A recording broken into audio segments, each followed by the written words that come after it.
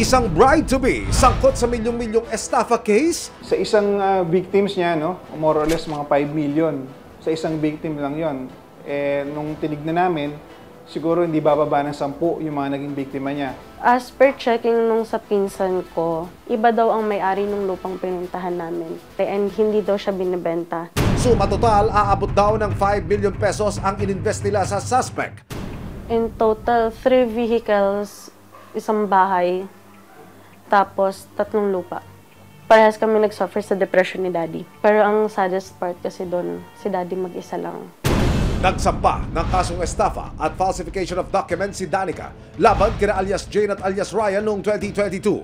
At ngayong taon, lumabas ang 6 na warrants of arrest laban sa mga suspect. Actually, ang information na na-receive namin, nasa bahay lang siya. And hindi siya lumalabas ng bahay. Base na rin sa records ng mga pulis, aba, si ate, hindi pala nadadala. Nang biktima na siya not once but twice. Nagkaroon din siya ng same case or warrant of arrest for the violation of STAPA in 2020. However, ginawa pa rin niya. Nito lamang December 1, ikinasa ng PNP CIDG Bulacan ang isang entrapment operation para mahuli ang suspect. Pero ang suspect natiktikan sa araw mismo ng kanyang kasal. At ang isa pang suspect na si Ryan, abay naman daw. Yung lalaki is accordingly, siya yung accomplice nung principal suspect. Ang CIDG Bulacan huhulihin na ang suspect na madulas at mahusay daw sa hide and seek. Pero ang catch sa kanyang mismong wedding day. Kasal niya, no? Kasal niya this day. Accordingly, ay isa sa mga abay, no? So, secondary target natin siya. Here comes the bride, Este! Here comes the police! Dinokumento ng PNP CIDG ang aktwal na pagdakip sa mga suspect. Narito po makikita ang video. Sinimulang i-record ito habang dahan-dahang naglalakad ng mga pulis papasok dito po sa Events Place. Maya-maya pa, sa loob ng isang multi-purpose function hall na ito, makikita ang isang babaeng nakatrake de boda. Ito na ho pala ang subject ng police operation. Siya mismo ang sisilbihan ng warrant of arrest. May way pa to para pwede ko bang ibayaran agad yung bill na to? Aayusin naman namin. Kasi wag naman ngayon, please. Sa video mula sa CIDG, makikita ang pagmamakaawa ng pamilya ng suspect na kung pwede sana'y the kasal must go on. Nakikiusap po ako kahit after ng wedding. Yes, ma'am. Hindi po ba pwedeng Teka lang. Nakikiusap naman kami, tapusin lang. Pero sana sir, yung okasyon na sir. Okasyon naman tayo. Alam niyo pala, dapat bine-verify niyo lagi sa Hindi namin alam na meron. Wala sinasabi sa korte. Any time of the day and night, wala kang pares yan, ma'am. Bakit po ako nakikiusap po? Nagsara na po. Nagsara na po ito. Nakikiusap naman po ako. Maya-maya pa sumugod ang isang babae na kanyang nabiktima.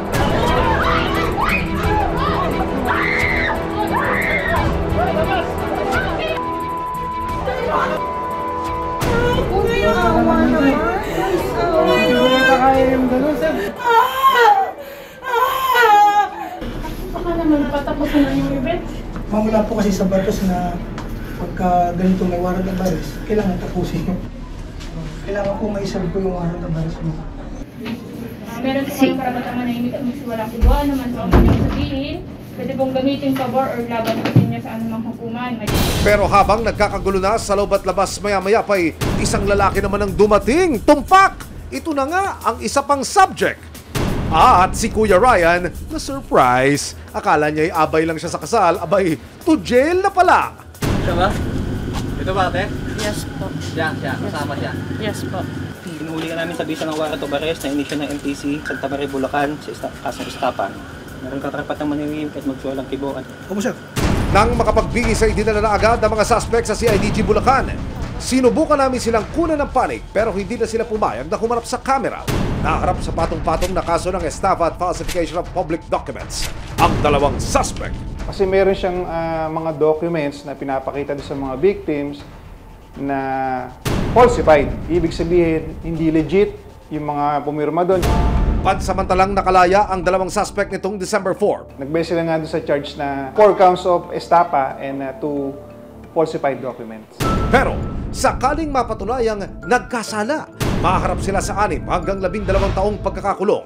Bayan naman ng mga pulis, huwag basta-basta maniwala sa sino mang mag-aalok ng investment. Para po sa ating mga kababayan po na nakaranas na ng ganitong panloloko, huwag po kayong matakot at i-report nyo po, lalo dito sa CIDG, bukas po ang aming opisina 24/7 para po i-entertain yung mga inyong complaint. May aksyon, may ebidensya, resibo, walang lasot ang may atraso.